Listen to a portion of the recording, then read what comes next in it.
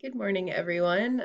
This week was pretty awesome because well, I guess it sounds kind of weird. We had a female deliver her baby in custody on Saturday, I believe. No, Friday, or yeah, Saturday morning. And then I came on to do the day shift with her at the hospital. So that was kind of a cool thing to experience. I basically got to play with the 2-hour-old baby. For my shift. So that was pretty awesome. I also got to experience um, the nurse came in and was able to kind of like walk the mom through how to do things like feed her and change her diaper and stuff like that because obviously the clients we usually get don't have the greatest upbringing and might not know necessarily how to raise a kid or um, how to do things properly. So that was really cool to see the nurse kind of like take it upon herself to show our inmate those things.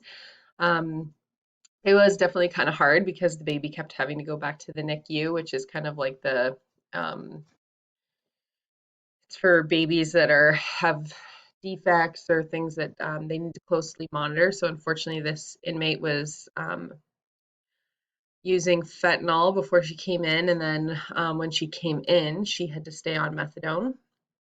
So when the baby was delivered, they had to monitor vitals and make sure that the baby wasn't having any extreme withdrawal symptoms, which surprisingly he wasn't. So that was really awesome. Um, Unfortunately, she didn't get to stay at the hospital very long. And also, she doesn't really have any family to take the baby. So the baby has to go with Children's Aid Society. Um, the baby also has to stay at the hospital for 5 days because of them having to just assess his vitals and make sure that he's good to go when he leaves. Um, so she came back to the jail, I think Sunday, and yesterday I did some placement hours with Amanda, the rehab officer, and we went and did a postpartum screening with the inmate, and we have to do this about 6 to 8 weeks uh, post delivery. So it's basically just questions that go over like how she's feeling, has she found ways to find the good things? Is she looking forward to things? It's just basically almost like a screening tool for suicidal ideation and depression. Um, Obviously, she was pretty upset. Like she didn't really get that much time with him, and she's already back in the jail, and it's a lot to deal with on your own, especially having no family supports. But Amanda's been really good with her and has basically told her if she needs anything, she'll be there to support her and help her get through those things. Um, we were also able to print off 7 photos for her. So she's got some baby photos and some pictures of her with the baby. So that was really cool to be able to give her those. And um, it seemed to make her feel a little bit better. So that was good too. Um, I also got to experience, so the father is also incarcerated right now in the same jail. And she was asking if he even knew that she delivered, what his name was, if he had any pictures. And unfortunately, they have a non-communication order.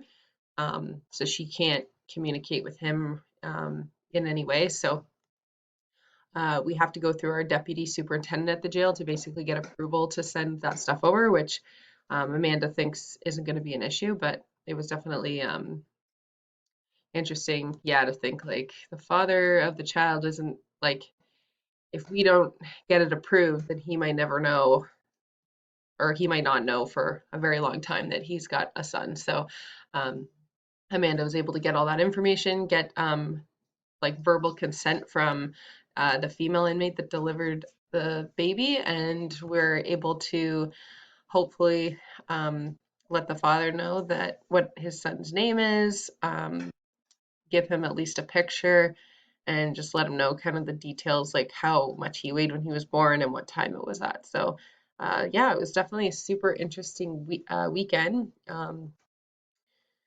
Definitely hard when you look at kind of the side of this baby's coming up with withdrawals and things like that, but it's cool to see that our jails are able to kind of set them up with success in that we're going to be planning baby visits, so she'll still be able to see the baby once a week. And unfortunately, that falls on Children's Aid Society. So as much as we want that to happen in our ministry, CAS has the final say. So Amanda doesn't think it's going to be an issue, but I think, yeah, that would be awesome to at least be a part of that too. And kind of sets the mom and the baby up for success, and hopefully they can build a better bond so that when she gets out, they can at least have a relationship.